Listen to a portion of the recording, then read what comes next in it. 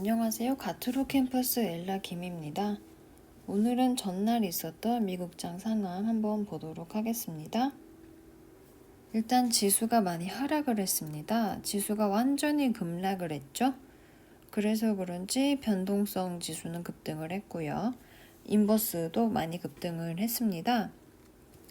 하락을 한 이유 중에서는 유럽에서도 그렇고 미국에서 코로나 확진자가 계속 사상 최대치로 나오고 있죠. 이런 것도 그렇고 또 이제 봉쇄 조치를 취하는 나라들이 점점 많아지고 있어요. 다시 락다운이 시작되는 거 아닌가 이런 우려 때문에 이렇게 주가도 하락을 했고요. 이제 경기 부양책이 완전 이제 불확실해졌어요. 지금 서로를 비난하고 있고 거의 대선 전까지 한다고 했는데 또 모르죠. 왜냐면은 상원에서 대법관 지명을 그냥 밀어붙였습니다. 민주당에서는 반발을 하겠죠. 그러면은 이제 또 어떻게 될지 모르는 거예요. 점점 더 긴장된 관계로 넘어가는 것 같습니다. 그리고 또 미중 갈등이 부각되고 있는 거 이것도 조금 부담이 되고요. 그 다음에 이제 국제 유가도 그렇고 여러 업종들이 하락을 했지만 그 중에서도 테크 종목들 중에 하나죠. SAP라고 하는 클라우드 업체가 오늘 23% 이렇게 급등을 했고요. 또 이거 말고도 전통적으로 코로나 약세주였죠. 항공주 같은 거, 호텔주 같은 것들도 오늘 크게 하락을 했습니다. 한번 보도록 하겠습니다. 첫 번째는 미국 지수입니다. 다우지수는 오늘 마이너스 2% 정도 하락을 했고요. 지수 그래프를 보시면 이렇게 나오는데요. 일단 처음에는 하락으로 시작을 했어요. 그리고 나서 이 정도에서 그냥 머무는가 싶었습니다. 그랬는데 그 뒤로 계속 쭉쭉 하락을 하기 시작했어요. 그래서 오후에는 오후 1시 반쯤에 가장 많이 하락을 해서 27,370포인트까지 하락을 했다가 그 뒤로는 계속 반등하는 모습 이렇게 보여줬습니다. S&P도 한번 보겠습니다. S&P는 마이너스 1.86% 하락을 했고요. 또 비슷한 그래프입니다. 이번에는 3,400선을 깨고 장 중반에 3,364까지 하락을 했어요. 그런데 회복을 해서 3,400포인트를 다시 탈환을 했죠. 나스닥도 1.64% 이렇게 하락을 했습니다. 사실 나스닥 같은 경우는 상승을 했어요. 초반에 한 10시쯤까지는 상승을 했다가 그 뒤로 다시 무너지는 모습 보여줬고요. 그래서 11,221포인트까지 하락을 했다가요. 지금은 회복을 해서 11,358포인트로 이렇게 회복을 했습니다.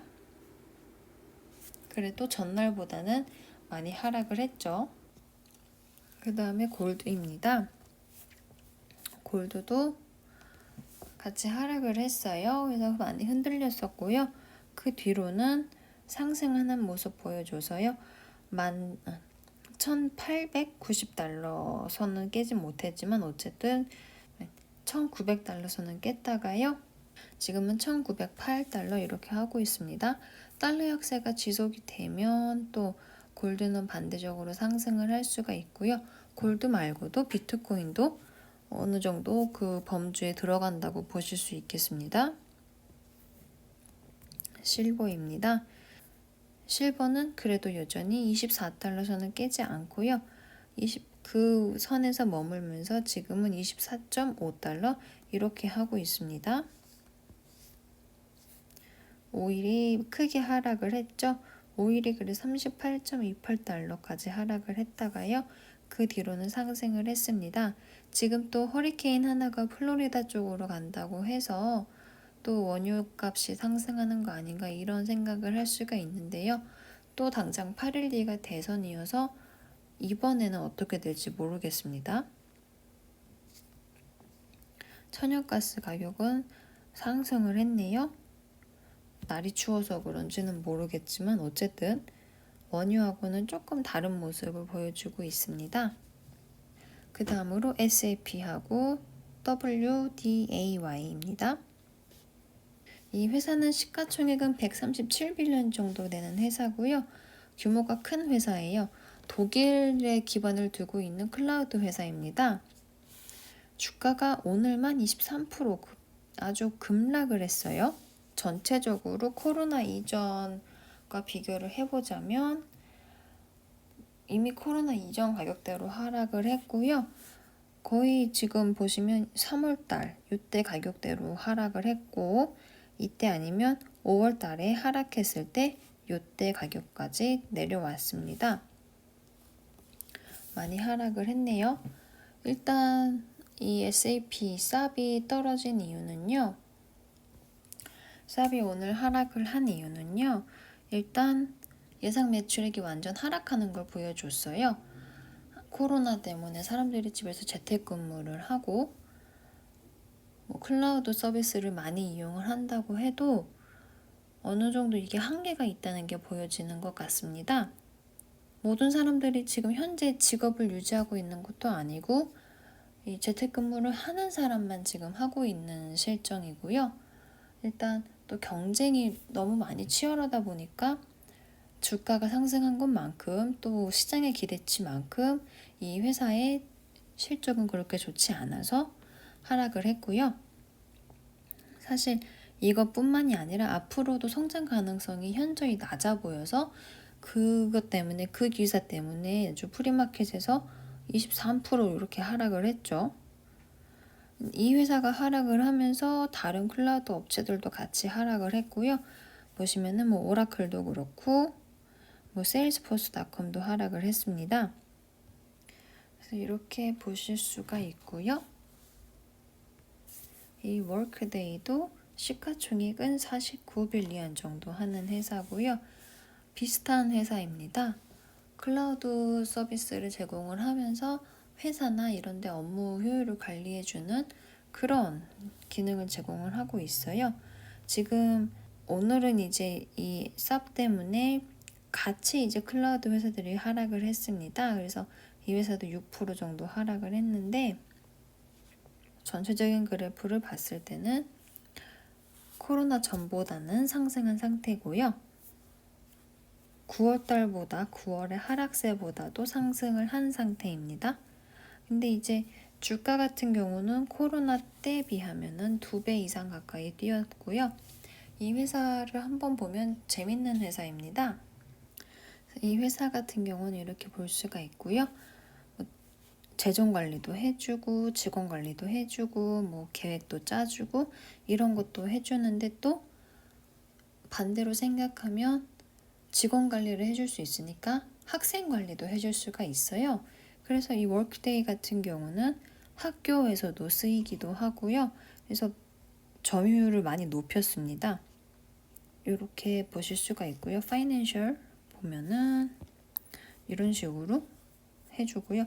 이 회사들이 다 이 워크데이의 플랫폼을 쓴다는 거예요.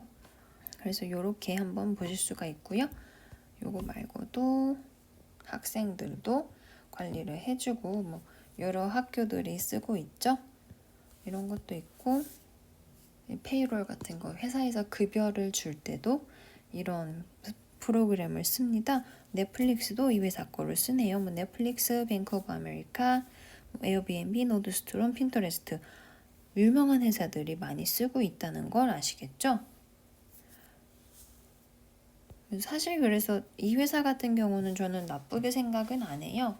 물론 주가는 많이 상승해 있지만 어느 정도 조정이 되면 저는 당연히 살 의향이 있고요. 그 다음으로 헬스 던킨입니다. 헬스프로 같은 경우는 시가총액은 11빌리언 정도 되고요. 오늘만 10% 정도 이렇게 하락을 한 회사입니다. 물론 이제 다른 회사들도 많이 하락을 했는데 이제 이 회사 같은 경우는 약간 재밌는 회사예요. 코로나 전보다는 회복을 하진 못했지만 그래도 80% 정도는 회복을 했고요.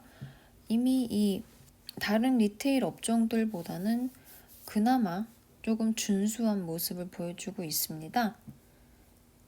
이 회사가 취급을 하는 건 장난감이나 뭐 게임이나 아니면은 이제 성인으로 치면 굿즈 같은 거죠. 그런 것도 팔고요. 약간 만화 캐릭터 이런 것도 있습니다. 근데 이제 인터넷으로만 파는 것 말고도 이제 이 회사가 리테일에도 오프라인 매장에도 진출을 해 있어서 이제 리테일 매장 업종에 들어가는데요. 오늘 하락한 이유는 이제 실적이 하락할 것 같은 거, 판매량이 저조할 것 같은 거, 물론 코로나 때문인 거는 다 아시겠죠? 하여튼 그런 영향도 있어서 떨어진 것 같고, 다시 락다운이 된다면 이 회사가 가지고 있는 오프라인 매장은 또 문을 닫아야겠죠? 그래서 그런 것 때문에 지금 이렇게 주가가 하락한 걸로 보여집니다. 이 회사가 취급하는 거는 여러 가지가 있어요. 이렇게 물총 장난감도 있고 뭐 만화 캐릭터 같은 것도 있고 모노폴리도 여기 거네요. 그 다음에 뭐 아기용품도 있고요. 재밌는 거 있어요. 스타워즈 같은 것도 있는데 보시면 이런 식으로 팔게 해놓고 이 헬멧 같은 경우 만달로리안 헬멧 같은 경우는 119달러, 120달러 세금 합치면 130달러 되겠네요. 이렇게 팔고 있어요. 비싸죠? 이렇게 약간 피규어 같은 것도 팔고 그래서 제가 성인들 굿즈에도 많이 진출을 해 있다. 이렇게 말씀을 드린 겁니다. 브랜드는 아주 무궁무진합니다. 여러 가지가 있고 그래서 사실 이제 블랙 프라이데이도 돌아오고 뭐 크리스마스다 이런 날이 돌아오는데 사실 그렇게 되면 이런 회사들의 주가는 올라야 되거든요.